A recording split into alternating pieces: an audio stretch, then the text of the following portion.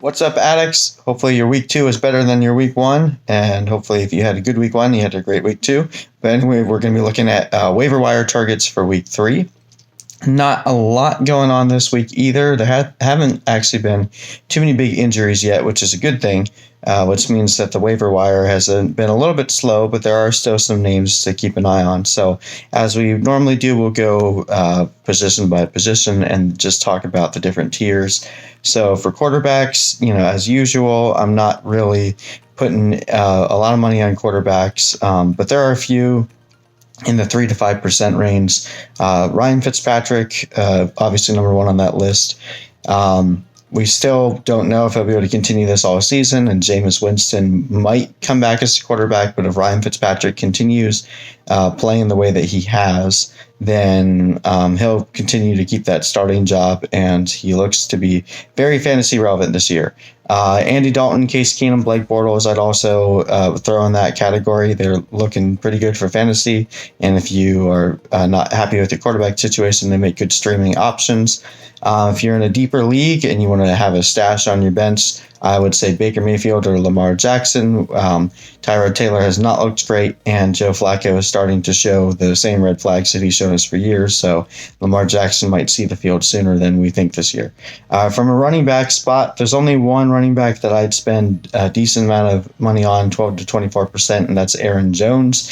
He's probably not on your waiver wire, but if he is, someone dropped him for some reason. He does come back this week, so it's worth seeing what he can do. Jamal Williams actually hasn't done nearly as much as I was hoping that he would.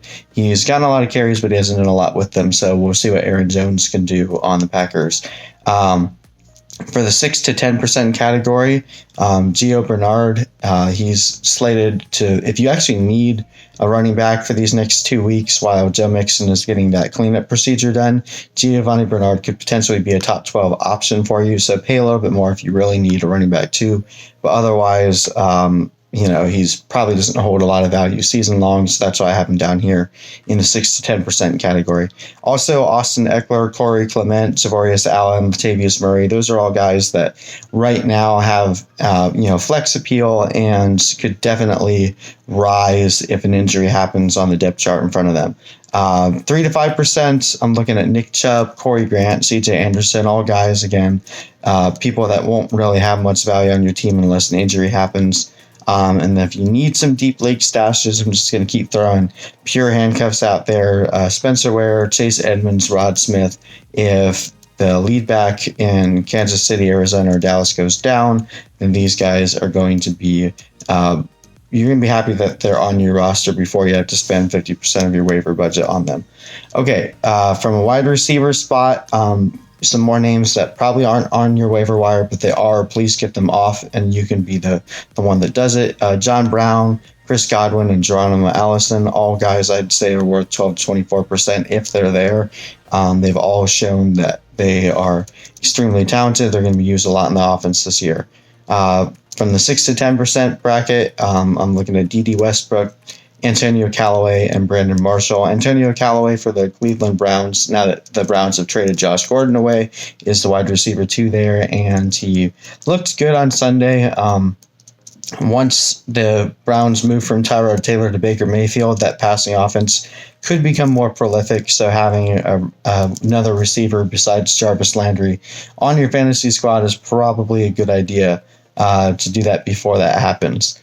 At 3 to 5% range, the rookies, Calvin Ridley and DJ Moore. Ridley didn't get used at all in week 1, and then in week 2, he actually put up a decent stat line. DJ Moore, they're talking about getting him more involved, so guys I wouldn't pay a lot for it. Not someone I would trust starting yet, but we'll see as the season goes on. Their usage could go up.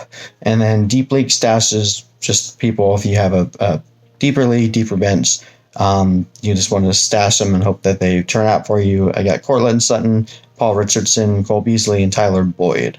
And then if you guys look in the description box below, you can sign up to get these tier sheets emailed to you, so that way you guys have them throughout the season, but that way you don't have to keep replaying the video. You can just look at the list as you're setting your waivers for the week.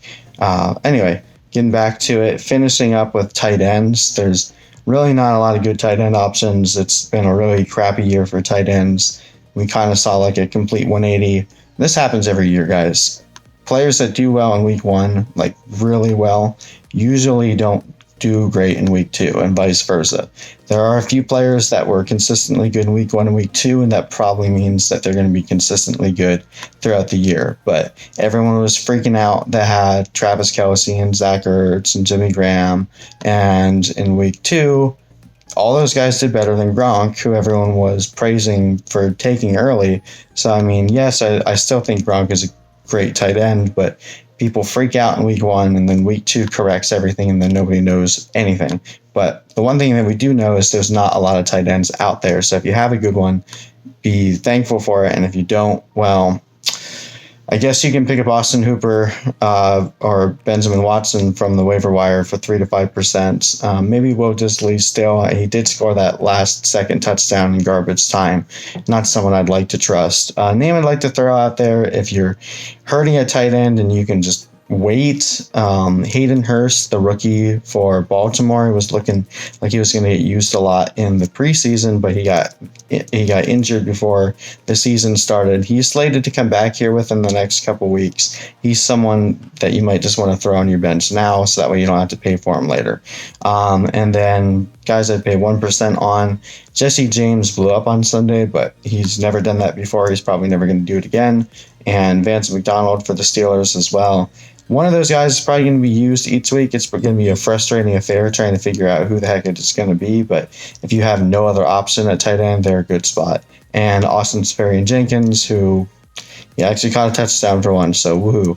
Anyway, I hope you guys found this video helpful. Again, I mentioned it, but please subscribe to the email list. That way you can download my waiver tiers each week. I'll send those out to you guys. Follow me on Twitter. If you guys have been following, I've been posting start-sit videos each week. If you guys ask questions on Twitter, I can respond to those in the video. But anyway, I hope you guys found this helpful and enjoy week 3. Peace.